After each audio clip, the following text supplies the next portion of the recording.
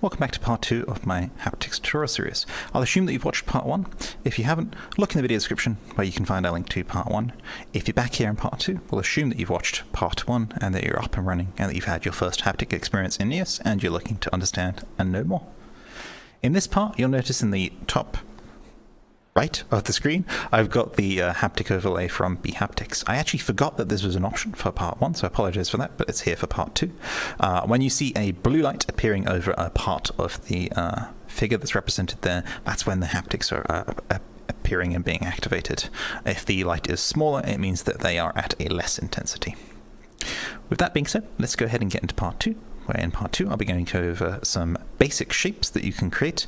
We only covered the box last time, but we're going to be covering the other shapes that you can create, and then going on to some filters. I won't be documenting all of the filters. That's simply because I don't want to make this video too long. I may follow up with some supplementary videos about the more advanced filters, or just get them updated on the wiki such that you can follow along by reading.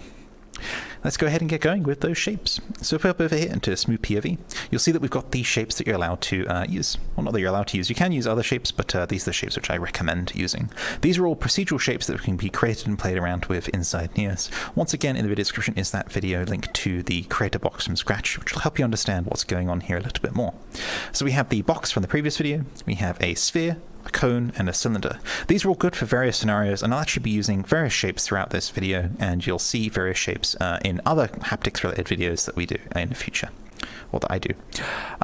So I want to show you how to create those shapes, and there's actually kind of two ways to do it. I'll show you the way that I recommend, which is to grab your developer tooltip, and then in some empty space, just go ahead and select Create New 3D Model, and then choose the shape that you would like.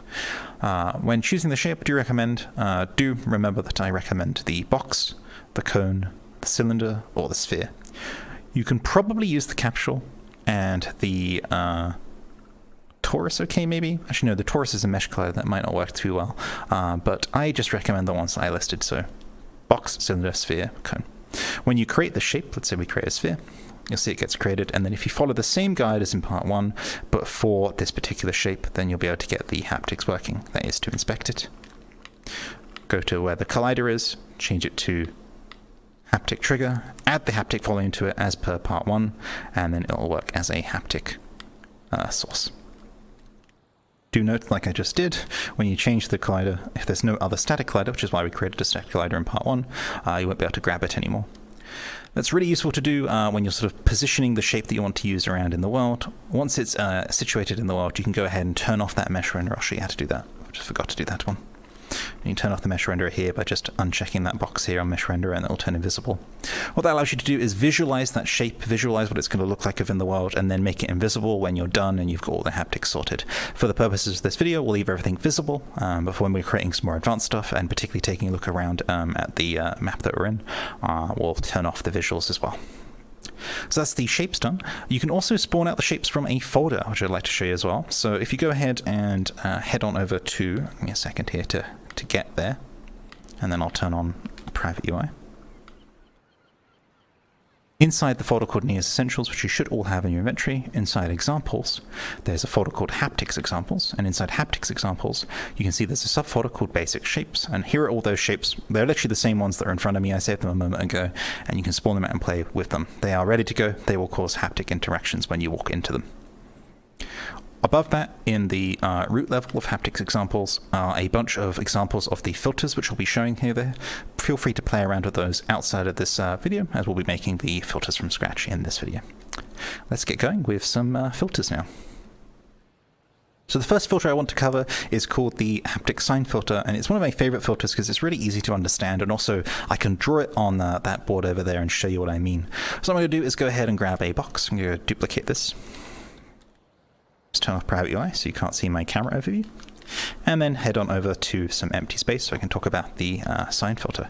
So what the sine filter does is it creates a interaction with haptics where it repeats on an oscillation. So if I draw it here, it's exactly how a sine wave looks, and this means it sort of pulsates on and off, where the top point here is like the maximum intensity, and then the bottom point here is the minimum intensity.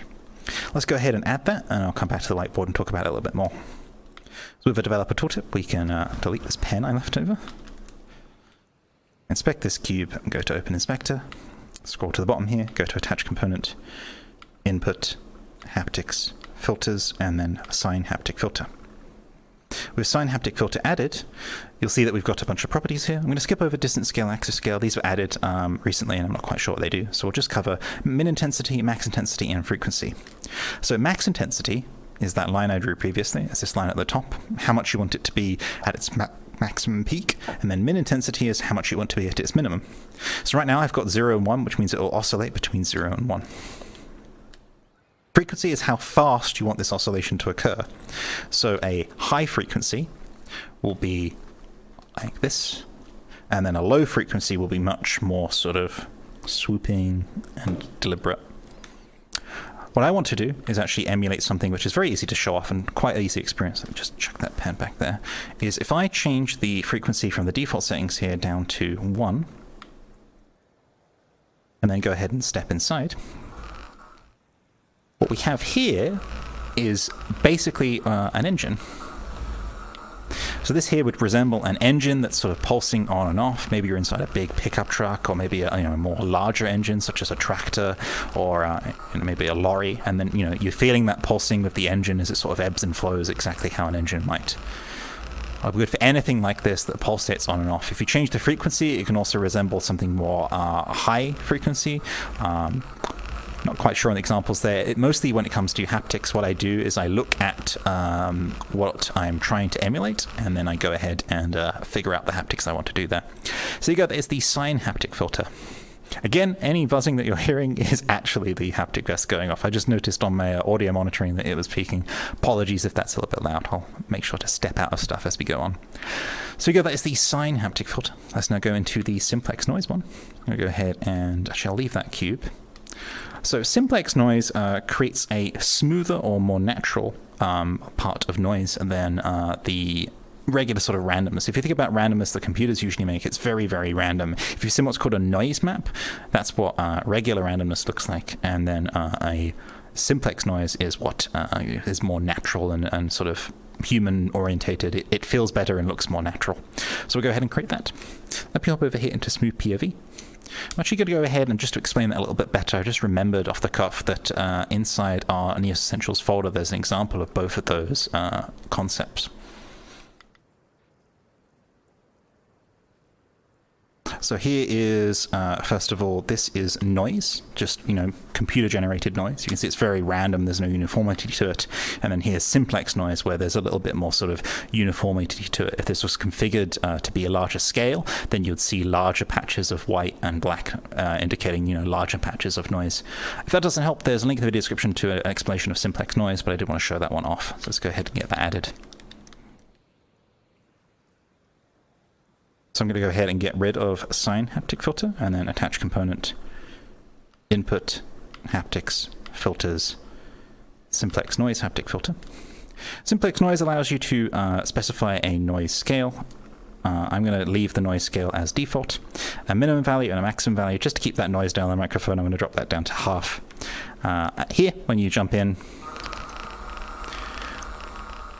you'll see that things are kind of changing a little bit. You might see some of the dots on the display sort of pulsing a little bit like maybe a flickering lamp. But we can actually make that a lot better if we go ahead and drive this noise offset value. We're going to be using a Panner 3D to achieve that effect. So if you go to attach component, not input, sorry, transform, drivers, Panner 3D, we can then drag noise offset into the target here. And then if we change the speed to, let's go to 5, maybe we want it pretty quick so that you can see it happening. I'm also going to bump up that noise scale. Where are we? There we are.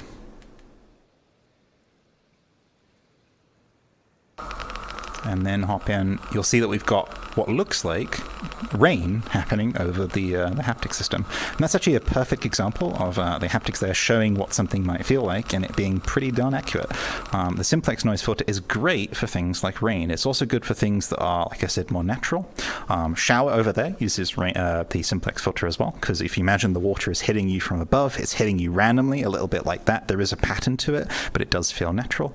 And I do believe the bees up there on the cliff, which we'll be going and taking a look at in part 3, also use the Simplex Noise Filter to kind of make, you know, the bees are sort of coming in and out of your haptic range, again, a sort of random but human or natural feeling pattern. So there you go, that is the Simplex Noise Filter for you. We're going to move on to the Radial Noise Filter now. We'll actually need a different shape for that one, so I'm going to go ahead and delete that cube and grab a sphere. Now the radial one enables you to, if we have a sphere, enables you to specify a start intensity and an end intensity for the middle and the outside of the sphere. Well, this is the radius here. Promise there's not too much maths here. So you can specify, hey, I want it to be really strong here, so like 1 here, and then 0 here at the center, or you can do vice versa. Let's go ahead and get that set up. Apologies for that 1. That doesn't look like 1 at all. You'll see it in the components in a moment. So if I inspect this sphere, go to Open Inspector, scroll down to the bottom, Attach Component, Input, Haptics, Filters, Radial Distance Haptic Filter.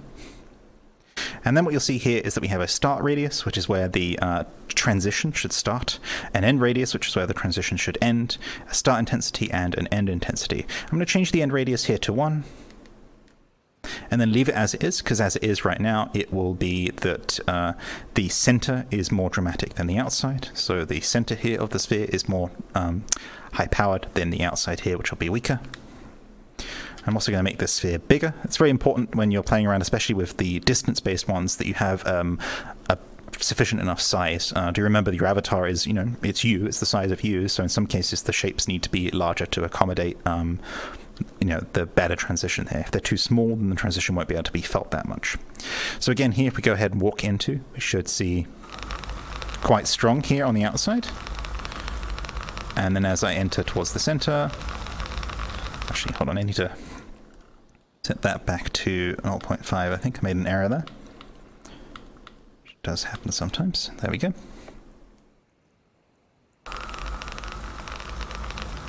Yep, there we go. So you can see here, as I approach the center of the sphere, it's a lot stronger, and then as I back out of the sphere, it's still activating, but a much weaker point. If I go ahead and I swap these around, so I change the start intensity to 0 and the end intensity to 1, what you'll see now is the outside of the sphere is stronger. And then as I approach the center, it tapers off and gets weaker. So there you go, that is the radial distance haptic filter. The last one that we're going to do is the impact time filter. The impact time filter is great for things like weapons. You can think of it as a weapon hit. So if this is my hand and it had haptics and I hit with a sword on top of it, I would feel that sword hit or that club hit a little bit, and then it would die off over time. So it's really good for swords and weapons like that. So I'm going to go ahead and I'm going to grab the cylinder, clone it. I'm going to edit the cylinder just a little bit. So I want a really thinner thing, so it looks more like a club. So here I'm going to go ahead and drop that radius down to 0.1. I'll also have to edit the static collider here to change how we grab it. Oop.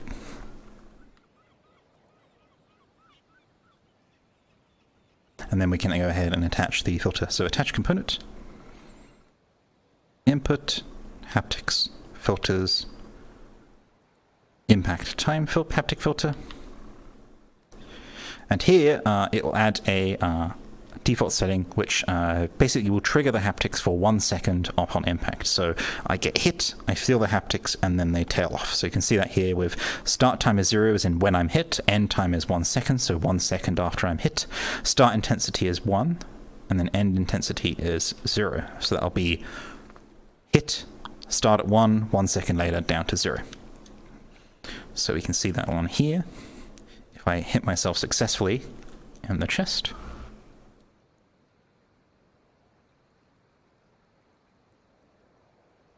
probably do that in third person. Give me a second here.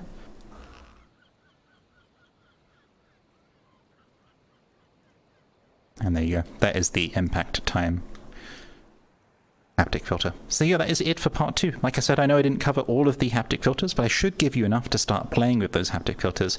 Best advice I can get for you is to make sure that you have that haptic visualizer open and visible. I have it visible within VR. You can't see it as it's not part of the recording, but it is part of the, it's not in VR part of the recording, but it is overlaid in that top left corner there.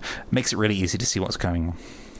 I will see you back for part 3, where we're going to take a look around the island. That will probably be another day though, so I'll see you then. Bye-bye.